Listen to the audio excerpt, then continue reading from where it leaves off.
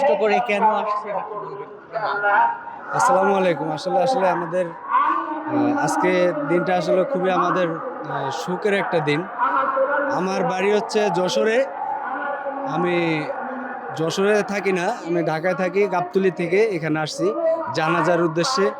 কারণ আমাদের দেশনেত্রী আমাদের ছেড়ে এই দুনিয়া ছেড়ে চলে গেছে। তার শেষ জানাজায় অংশগ্রহণ করার জন্য, উপস্থিত হওয়ার জন্য আসছি। আমি বিগত ২০০৪ সাল থেকে আমি বিএমপি করি। আর বিএমপি করে অনেক শান্তি পাইছি, যার কারণে আমি কষ্ট করে তার জানাজায় অংশগ্রহণ করার জন্য উপস্থিত হয়েছি। আমরা খুবই মর্মাহত হয়েছি। আমরা আসলে আমাদের কান্না আসলে ধরে রাখতে পারি নাই।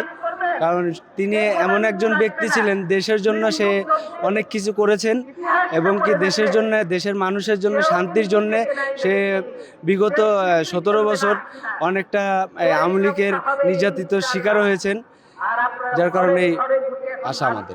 কষ্ট হলেও এই কষ্ট না।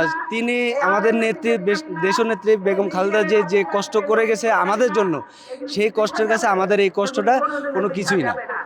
আমি আসছি একাই চলে আসছি।